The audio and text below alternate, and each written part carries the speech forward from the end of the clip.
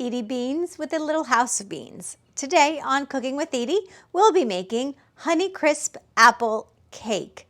Now, interesting fact about Honeycrisp apples. They were developed at the University of Minnesota in the 1960s, where my Aunt Myrna went to college. This recipe was passed to my mom and then passed to me. The recipe and the links to the products you see me using here will be in the description below.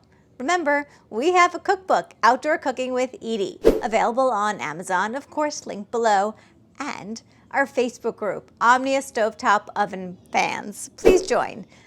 Do Little House of Beans a quick favor, click that like button, hit the notification bell. Please subscribe to the Little House of Beans. I am so eager to make this Honeycrisp apple cake. Let's get cooking.